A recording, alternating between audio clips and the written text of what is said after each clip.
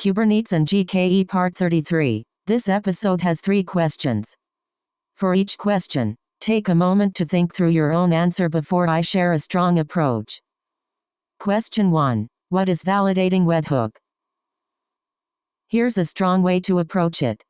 A validating admission webhook in Kubernetes is a custom admission controller that inspects Kubernetes API requests and either allows or rejects them based on defined rules. Without modifying the object core idea, a validating webhook acts as a final security checkpoint that ensures only valid and compliant resources are allowed into the cluster. Unlike mutating webhooks, it does not change anything. It only validates where it fits in request flow. Kubectl API server authentication authorization. Mutating webhook. Validating webhook at runs after mutating webhooks runs before data is persisted. Final decision. Allow or reject why validating webhooks are used. They help to enforce security policies, validate resource configurations, prevent misconfigured deployments, ensure compliance rules are followed, block unsafe Kubernetes objects. How it works: 1. User submits a request, pod, deployment, etc. 2. API server sends object to validating webhook. 3. Webhook evaluates the object. 4. Webhook returns.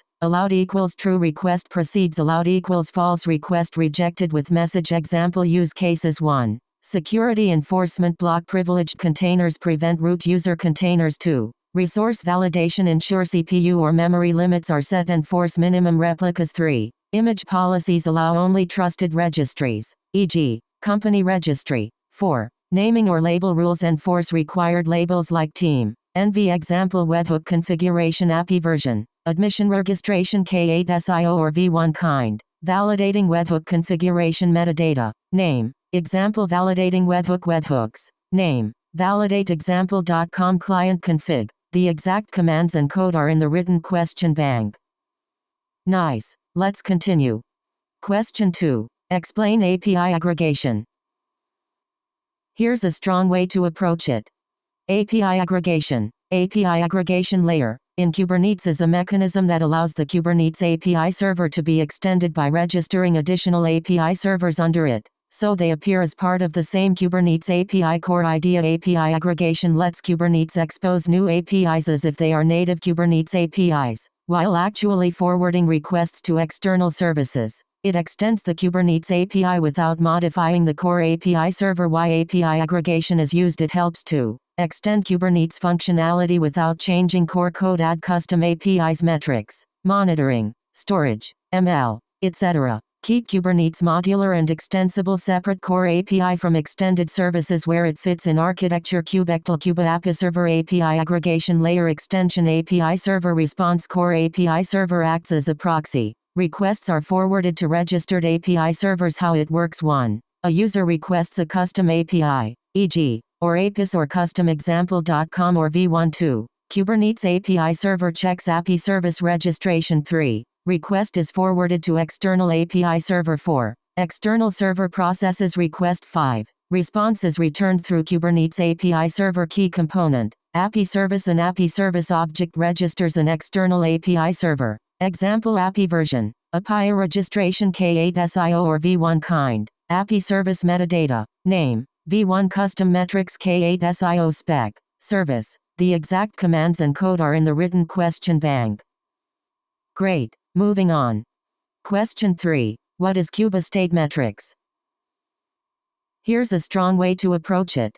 Kubestate metrics is a Kubernetes add-on service that generates metrics about the state of objects inside Kubernetes by reading the cluster API and exposing them in Prometheus format. Core idea: Kubestate metrics converts Kubernetes object state into metrics that monitoring systems can consume. It does not collect node or container performance metrics. It focuses on Kubernetes object state. What it actually does: it watches the Kubernetes API and exposes information like deployments, pods, nodes, replica sets, stateful sets, daemon sets, jobs or cron jobs. What kind of metrics it provides: 1. Deployment state, desired replicas, available replicas, updated replicas. 2. Pod state, running or pending or failed count, restart counts, pod phase status. 3. Node state, ready or not ready status, scheduling availability. 4. Workload health, HPA metrics, current versus desired replicas, job success or failure status. What it does not do: Kubestate metrics does not measure CPU usage, memory usage, disk I/O network throughput. Those come from Node Exporter C Advisor Metrics Server Architecture Kubernetes API Kuba State Metrics Prometheus Grafana reads cluster state from API server, converts it into Prometheus metrics, exposes or metrics endpoint. Example metrics deployment metric Kuba deployment status replicas available. Deployment equals API. 3 pod metric Kuba pod status phase. Phase equals running. 20 node metric Kuba node status condition. Condition equals ready. Status equals true. 5 Why Kuba state metrics is important. It helps answer questions like how many replicas are actually running, are any pods stuck in pending state, is a deployment healthy, are nodes ready. Kuba state metrics versus metric server feature. Kuba state metrics metric server focus cluster object. State resource usage data source Kubernetes API kubelet or C advisor use case monitoring plus alerting autoscaling. HPA CPU or memory cross mark no check mark yes. Simple analogy, think of Kubernetes cluster equals company Kuba state metrics equals HR dashboard showing employee status, who is present, assigned, missing. Metric server equals performance monitor showing CPU or efficiency of employees. Use cases 1. Monitoring track deployment health, detect failed pods. 2. Alerting alert if replicas are not matching desired state, alert if nodes are not ready. 3. Dashboards Grafana dashboards for cluster health. 4. SRE observability identify misbehaving workloads quickly. Benefits very detailed cluster visibility works well with Prometheus. No impact on application performance, easy to integrate. Limitations no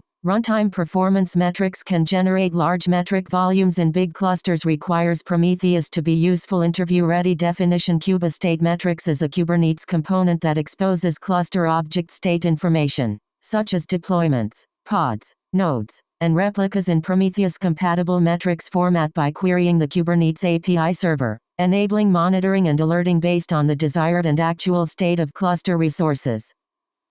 Alright, next question. That wraps up this episode. Nice work practicing, and see you in the next one.